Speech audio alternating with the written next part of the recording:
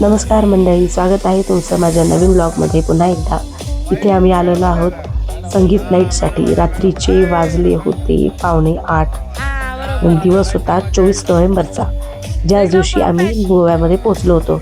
हे आहेत आमचे काका, म्हणजे माझ्या मावशीचे मिस्टर, मुलीचे वडील.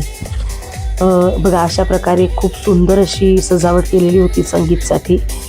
सुरुवातीला त्यांची सगळी स्टोरी दाखवली. माझ्या बहिणीचं लव्ह मॅरेज असल्यामुळे ते कसे भेटले, कुठे भेटले, ह्याची सगळी स्टोरी दाखवली त्यांनी स्क्रीनवर. आणि त्याच्यानंतर आमचा संगीत नाईटचा प्रोग्राम चालू झाला. इतकं सुंदर असं सजवलेलं होतं, म्हणजे जसं काय आपण कोणत्या फिल्म इंडस्ट्रीमध्ये अवॉर्ड फंक्शनला जातो त्या पद्धतीने हे सगळं सजवलं होतं. चला, तुम्ही करा एन्जॉय आणि मला कमेंटमध्ये सांगा तुम्हाला माझा ब्लॉग आजचा कसा वाटतोय ते.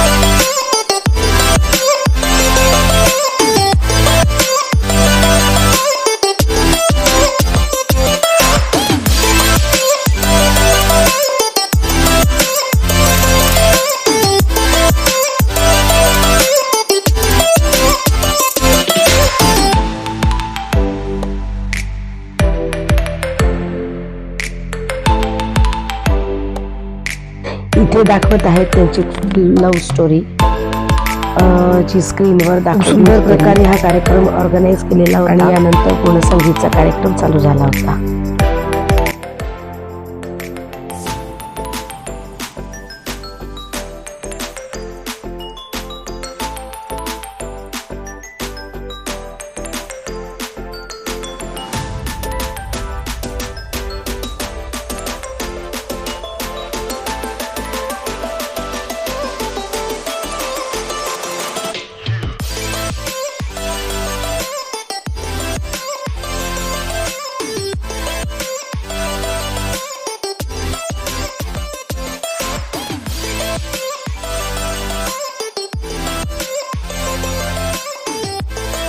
हे आहेत या कार्यक्रमाचे उत्सव मूर्ती, नवरा आणि नवरी. सर्वात पहिले सुरुवातीला त्यांचा परफॉर्म होता आणि मग बाकी त्यांच्या घरच्यांचा. तर खूप सुंदर असा हा प्रोग्राम ऑर्गनाईज केलेला होता इव्हेंटवाल्यांनी. आणि जसं तुम्हाला सांगितल्याप्रमाणे असं वाटत होतं की आपण एका फिल्म्सच्या अवॉर्ड फंक्शनला आलेलो आहोत. खूप सुंदर, खूप मस्त, म्हणजे खूपच छान. बघू शकता तुम्ही, पुढे तुम्हाला दिसेलच की कशा कशा प्रकारे कसं ऑर्गनाईज केलं होतं ते.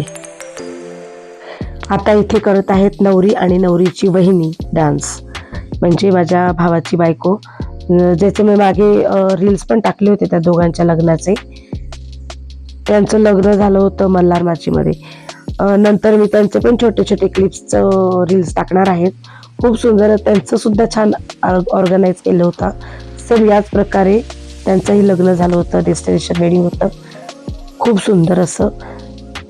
आणि हे आहेत सगळे माझ्या भावाचे मित्र जे परफॉर्म करत होते.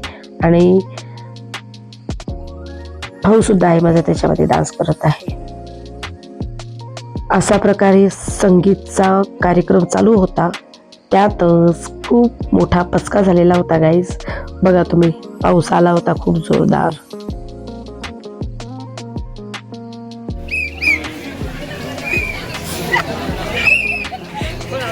तर गाईज, अशा प्रकारे पावसाने पचका केलेला आहे. बघा किती जोरदार पाऊस येतोय.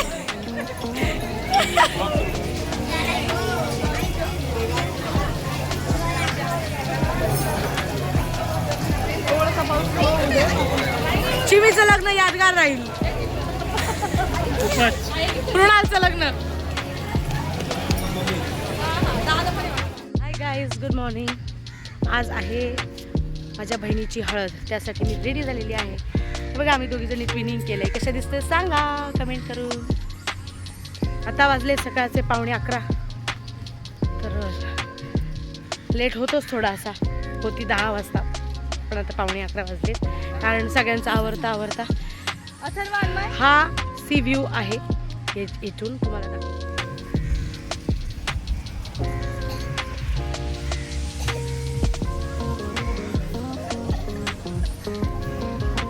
खूप सुंदर असा रिसॉर्ट आहे हा, कॅरेवेला रिसॉर्ट, नॉर्थ गोवा.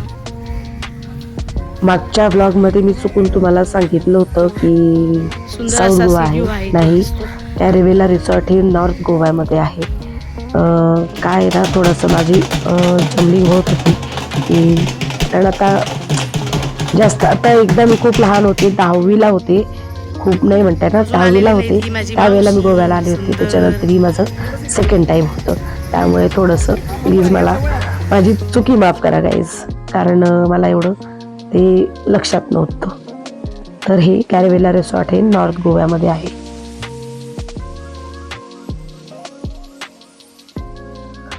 हळदीचं सुद्धा लोकेशन खूप सुंदर सजवलेलं होतं.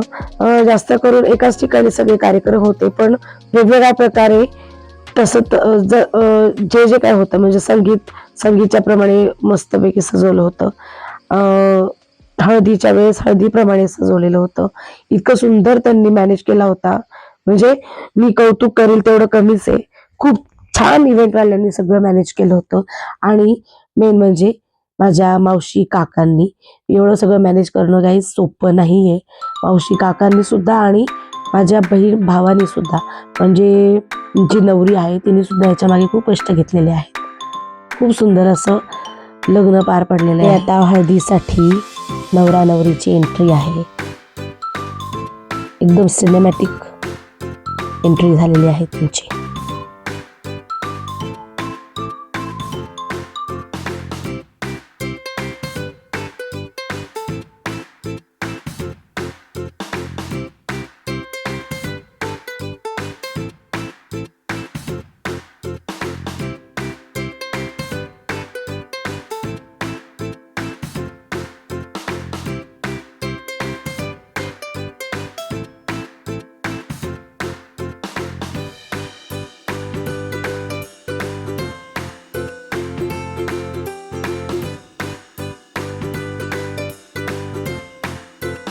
इथे हा आहे नवरीचा भाऊ.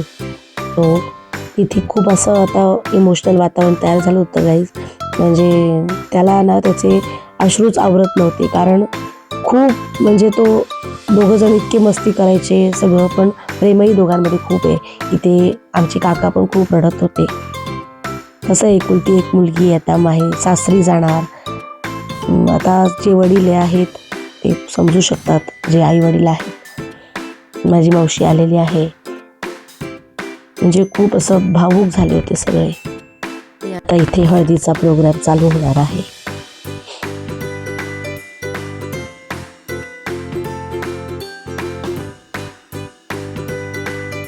हा इथे चुडा भरण्याचा प्रोग्राम आहे, जो हळदीमध्ये.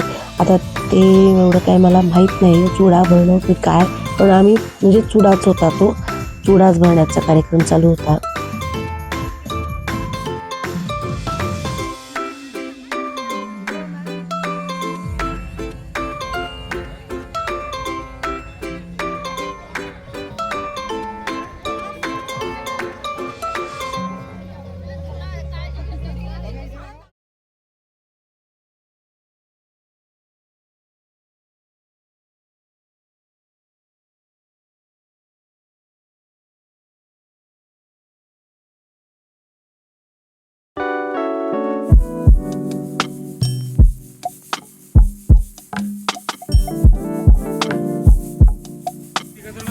हळदीचा कार्यक्रम झाल्यावर आम्ही 4 जण निघालो बीचवर फोटोशूटसाठी.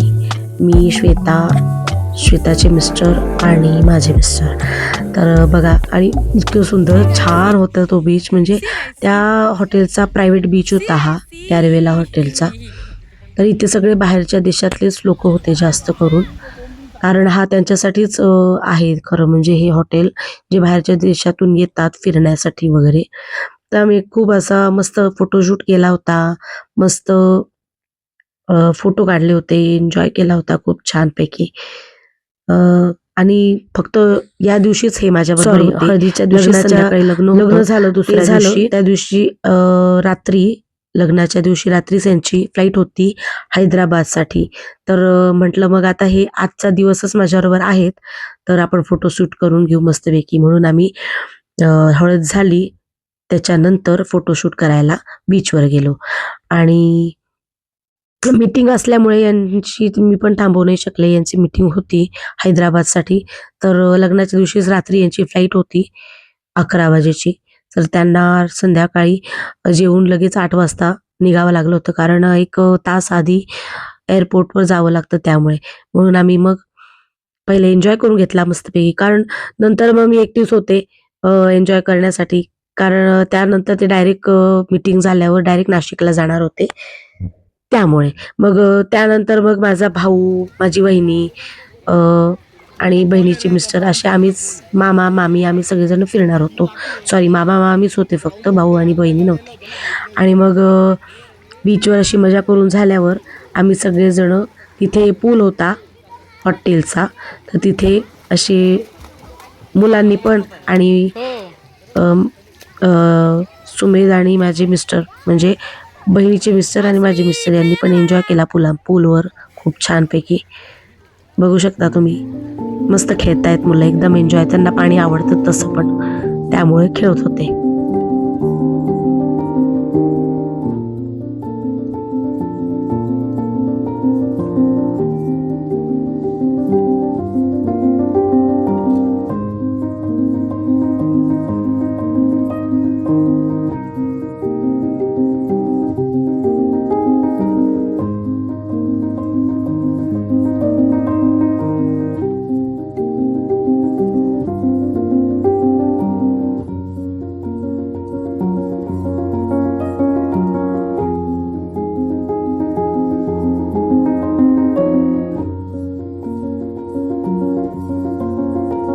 अशा प्रकारे मुलांनी आणि आमच्या दोघींच्या नवऱ्यांनी पाण्यामध्ये भरपूर वेळ घालवला.